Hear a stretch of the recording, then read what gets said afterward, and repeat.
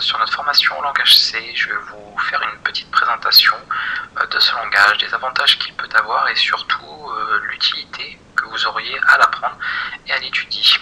Le langage C, il faut savoir qu'il a été inventé. Alors, c'est un langage qui a évolué. À la base, il ne s'appelait pas comme ça. Il y a eu le langage B, il y a eu plein d'autres langages avant qui ont amené au langage C par deux personnes en particulier, Dennis Ritchie que vous voyez ici à droite et Ken Thompson qui était l'inventeur du langage B qui a donc été repris pour pouvoir former le langage C que nous connaissons aujourd'hui. Donc ça c'est l'historique bref que je peux vous faire sur le langage et sur ces deux personnes à connaître qui bien évidemment ont fait évoluer les différents langages pour les amener à ce que nous connaissons aujourd'hui et qui évoluent encore maintenant puisque ce sont des langages, même s'ils ont été fondés dans les années 1970, continuent de progresser et on voit l'ajout de nouvelles fonctionnalités. Justement, en parlant du langage en lui-même, le langage C est un langage dit de programmation impérative. Ça veut dire que le langage fonctionne via une suite d'instructions. Alors je ne vais pas vous montrer un exemple de code pour le moment, on verra ça dans la séance suivante. Par contre, vous verrez, je vous l'expliquerai, on parlera d'instructions, c'est-à-dire un ensemble de commandes qui sont à suivre au fur et à mesure, en fait, de manière séquentielle, et le programme les réalise. Voilà, une par une, en fait, il réalise chacune des tâches et il traite comme ça tout le fichier, donc tout l'ensemble du programme jusqu'à sa fin, tout simplement. Donc ça, c'est dit impératif. C'est ce qu'on retrouve dans beaucoup de langages de programmation d'ailleurs.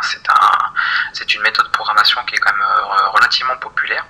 Et ce qu'il faut savoir également, c'est que le langage C est un langage compilé, c'est-à-dire que nous allons avoir un code source. Un code source, nous allons donc taper le code de notre programme dans des fichiers. Nous allons ensuite utiliser un outil, ce qu'on appelle le compilateur. Je ne vais pas détailler le compilateur en lui-même, c'est pas le sujet de ce genre de formation. Si vous voulez en savoir plus sur toutes les méthodes de compilation, etc., je vous invite éventuellement à voir ma formation sur le hacking. Là, je parle beaucoup plus en détail déjà des étapes de compilation, exactement, et en plus avec le langage C, puisque c'est un langage que vous pourrez retrouver dans cette formation également. Une petite parenthèse faite, c'est un langage compilé, c'est-à-dire que la machine, si vous le savez ou non, peu importe, ne comprend que le langage binaire, donc qui est constitué de 0 et de 1 par rapport justement à son fonctionnement d'origine, et le langage que nous allons évidemment utiliser pour programmer n'est pas composé de 0 et de 1, sinon ce serait parfaitement illisible, parfaitement compliqué également. On a donc une certaine syntaxe qui a été créée, et à partir de là, le compilateur va traduire entre guillemets notre syntaxe à nous en langage machine, donc en binaire, pour pouvoir être lu et exécuté par un ordinateur qui lui ne connaît que les 0 et des 1. Il fait vraiment des choses très très simples et c'est tout ça qui permet de complexifier certains traitements. Ça c'est pour la partie compilation. Le langage C c'est également un langage que on qualifie souvent le langage de programmation de haut niveau, de bas niveau, etc. Comprenez déjà que c'est quelque chose qui est très subjectif et très relatif, surtout. C'est-à-dire qu'on peut avoir un langage qui est haut niveau par rapport à un autre, mais qui est bas niveau par rapport à d'autres choses. Donc c'est pas forcément très fiable comme information, mais en tout cas, on peut qualifier quand même le langage C de haut niveau, si vous voulez, du fait qu'il a une syntaxe qui est simplifiée par rapport à d'autres langages comme les langages d'assembleur.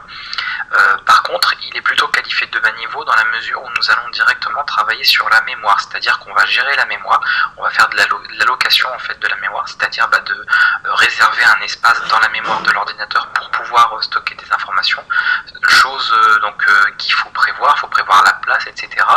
Alors que sur certains langages dits de plus haut niveau, que le langage C, on n'aurait pas forcément besoin de faire ça. On stocke les données et c'est le programme en fait après qui se charge de les allouer correctement et surtout de les libérer, puisque si vous ne libérez pas après les données à la fin du programme, elles restent dans la mémoire et c'est comme ça qu'on finit par saturer la mémoire.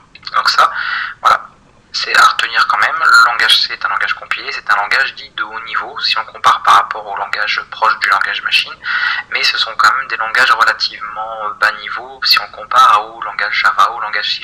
Ces langages un peu plus récents qui eux par exemple disposent d'un système de libération de mémoire, ce qu'on appelle un garbage collector, un ramasse-miettes, que le langage C par exemple n'a pas.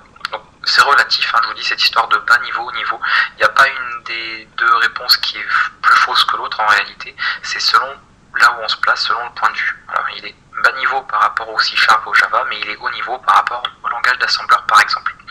Ça c'est pour la petite histoire, en tout cas la petite présentation rapide, la petite description du langage.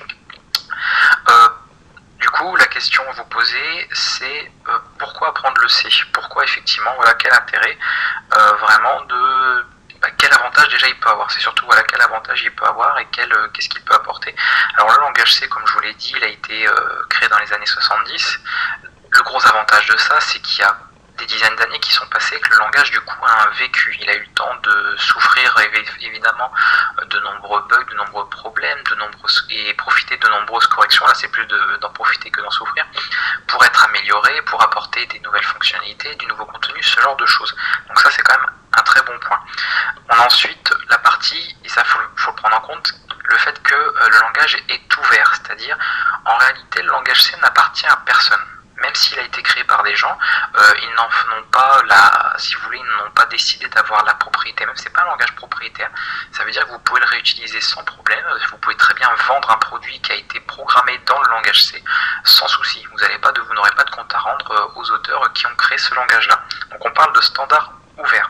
Pourquoi on parle de standard? On parle également de normes, tout simplement parce que le langage au début, c'est comme tout, quand on commence à créer quelque chose, surtout de cette ampleur, on commence on part sur un peu tout et n'importe quoi, et après on essaye de hiérarchiser les choses, de les organiser, d'avoir quelque chose qui soit clair, et pour que le langage soit un peu le même partout, que le langage C reste le même au niveau de sa syntaxe, au niveau de ses méthodes, au niveau de ses règles, on a créé des normes, on a normalisé le langage. Vous avez peut-être du coup entendu parler des normes C89, C99, C11, ou les normes ANSI, ce genre de choses. Ce sont tout simplement une espèce de feuille de route, une feuille de règles qui est assez invivable pour quelqu'un qui n'a pas l'habitude, même déjà pour ceux qui ont l'habitude, où il y a tout un ensemble de règles en fait à suivre concernant le langage. Ça peut être sur des règles de codage, ça peut être sur la syntaxe, ça peut être sur des méthodes le savoir-faire, sur les méthodes de programmation, etc., etc. Alors ils ont utilisé ce terme-là pour par exemple C89 puisqu'elle a été initiée en 1989, C99 c'était en 99, et la plus récente c'est la norme C11 qui a été faite en 2011. Donc,